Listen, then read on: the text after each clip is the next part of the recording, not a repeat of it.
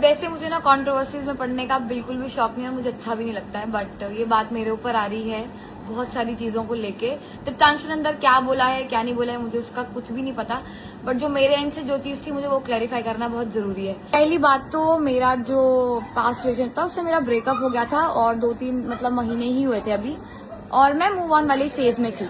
Prince भैया यहीं पे ही है, ठीक है। प्रिंस भैया मैंने आपको मेरे पुराने वाले एक्स से मिलवाया था ना जब आप इंदौर आए थे। देखो मैं स्टोरीज पे सब कुछ डालती नहीं, उसका ये मतलब नहीं है। और एक और बात उठ रही प्रिंस भैया की, आपके पार्टी में स्पिट्सविला वालों में यार मुझे इनवाइट किया था भैया ने, यार मैंने मेरा इनवाइट भाई किया है था। ये मेरी बहन है और ये उन सबसे पहले मैं इसको जानता हूँ, उनको तो मैं बाद में जानता हूँ। और फिर मुझे बोलते क्लाउड चेस कर, भाई मेरे को कोई शौक नहीं किसी से कोई क्लाउड चेस करने का। क्लाउड चेस किसको बोल रहे हो? उसको इससे क्लाउड चेस लोग कर सकते हैं क्योंकि ये बहुत पहले से है और सारा कंटेंट 6 से 7 साल हो गए मुझे इंडस्ट्री में। दूसरी बात जो मुझे क्लियर करनी है, जब वो इंटरव्यू दिया था ना उसने स्पिट्सविला का, तो उसने वो मेरे बारे में बताया था कि आरएनजी करके एक लड़के, तो उन लोगों ने मुझे अप्रोच किया। तो मैंने इनको कॉल करा कि प्रिंस भैया इन लोगों ने मुझे क्यों अप्रोच किया। फिर हमारी टेक्स्ट पे बात हुई थी, वो स्क्रीनशॉट भी आपको दिखा दूंगी मैं। इन्होंने मुझसे पूछा भी था कि आई यू डेटिंग हिम, तो मैंने उनको क्या बोला था कि नहीं भैया हमारा सीइंग ईच अदर वाला फेस था, और वो अंदर चला गया। उसने मुझसे पूछा भी था नो डाउट कि मेरे को जाना चाहिए। मैंने बोला तेरे को अगर सही भी लगता है तू जा, तेरे को अंदर फील भी होगा किसी के लिए कर। फिर जब प्रिंस भैया ने मुझे, उन लोगों ने प्रिंस भैया को भी बोला था कि अगर आपकी बात है तो आरएनजी को बुलाओ।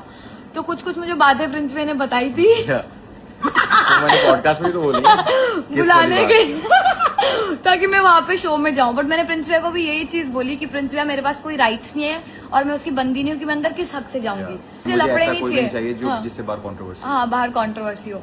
But somehow I got involve.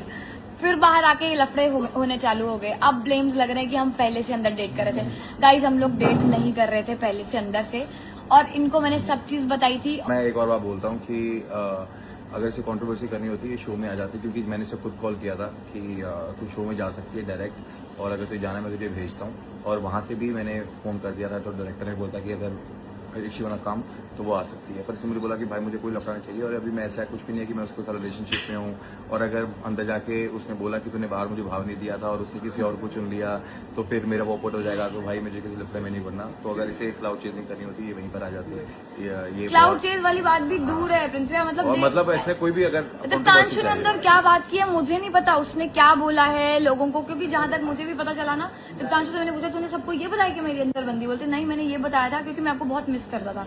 तो मैंने ये बताया था वहां पे कि एक लड़की जो मुझे अच्छी लगती है, और लोग उसको कैसे कैसे क्या बोल रहे हैं मुझे नहीं पता उसने किससे क्या बात की है यार। और सीरियसली हम लोग डेट नहीं कर रहे थे।